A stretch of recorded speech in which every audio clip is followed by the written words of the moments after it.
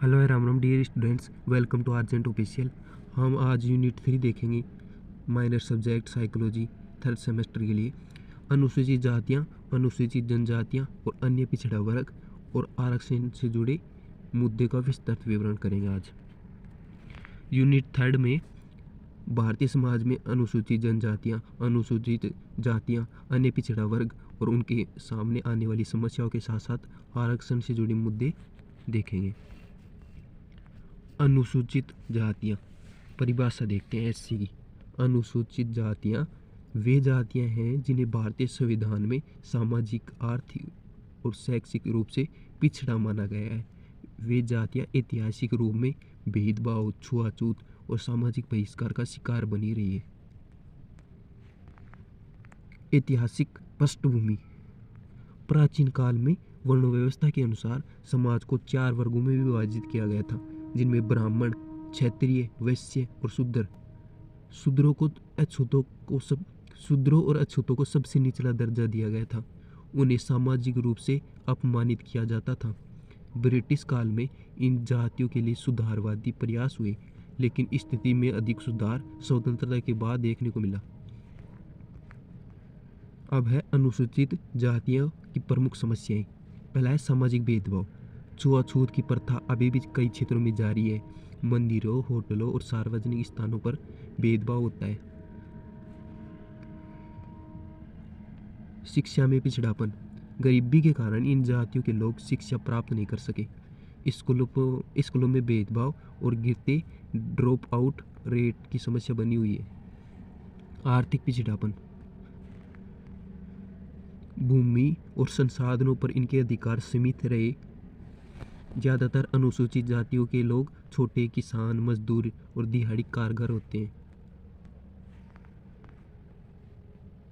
Fourth है राजनीतिक प्रतिनिधित्व में कमी। हालांकि आरक्षण से स्थिति बेहतर हुई है, फिर भी कई जगहों में राजनीतिक रूप से दबाया जाता है।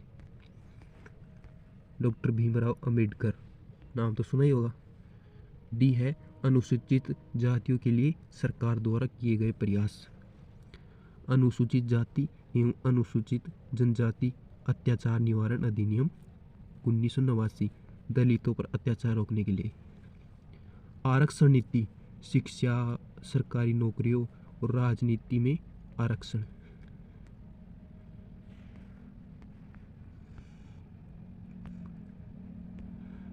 दलित उद्यमिता विकास योजना, आर्थिक विकास के लिए। अनुसूचित जनजातियां, परिभाषा देख लेते हैं इसकी। अनुसूचित जनजातियां वे जनजातीय समुदाय हैं जो मुख्य रूप से जंगलों, पहाड़ों और दूर दराज के क्षेत्रों में निवास करती हैं, पारंपरिक जीवन शैली का पालन करती हैं। अब प्रमुख जनजातियां कौन सी हैं उनमें?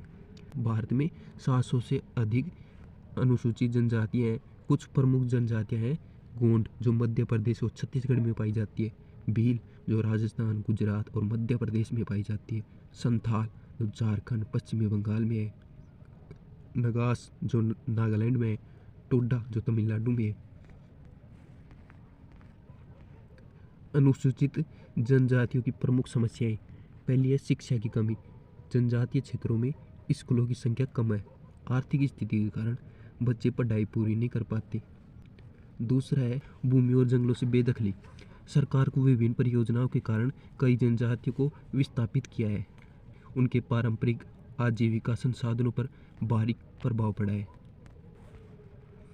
स्वास्थ्य समस्याएं। पर्याप्त स्वास्थ्य सेवाएं नहीं होती। कुपोषण, काला ज्वर, मलेरिया जैसी बीमारियां अधिक पाई जाती हैं। सांस्कृतिक संकट। वैश्वीकरण के कारण इनकी पारंपरिक भाषा और संस्कृति लुप्त हो रही है। अब है अनुसूचित जनजातियों के लिए सरकार द्वारा किए गए प्रयास। पहला है वन अधिकार अधिनियम 2006, वन क्षेत्रों में रहने वाले आदिवासियों को भूमि अधिकार देना। दूसरा है जनजातीय उपयोजना, जनजातियों के लिए आर्थिक सामाजिक विकास के लिए। अब है एकलव्य मॉडल रेसिडेंटल स्कूल्स, जनजातीय बच्चों को उच्च स्तरीय शिक्षा देने के लिए। अब है अन्य पिछड़ा वर्ग यानी ओबीसी और उनकी समस्याएं। ओबीसी क्या है? अन्य पिछड़ा वर्ग वे जातियां हैं जो सामाजिक और आर्थिक रूप से पिछड़ी हुई हैं लेकिन अनुसूचित जाति और अनुसूचित जनजातियों में शामिल नहीं है। ओबीसी की प्रमुख समस्याएं। आर्थिक असमानता।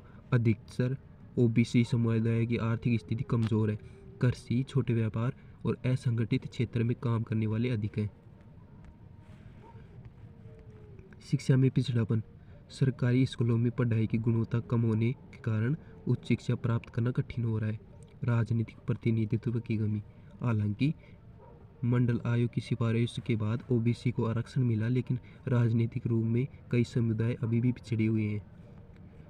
ओबीसी के लिए सरकार द्वारा किए गए प्रयास। मंडल आयोग 27% आरक्षण की सिफारिश।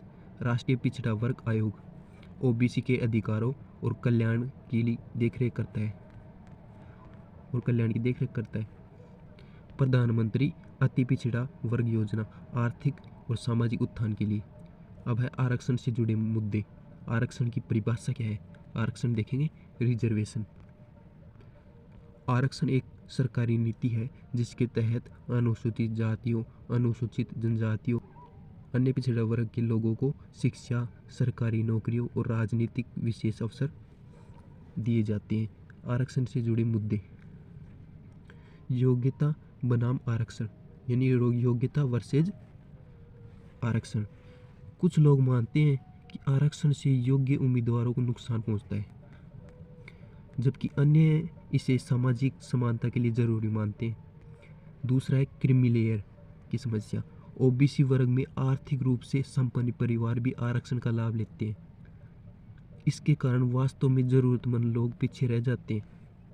भाई आरक्षण में तो यही चाहता हूँ कि आर्थिक रूप से आरक्षण किया जाए, धन के आधार पर आरक्षण हो।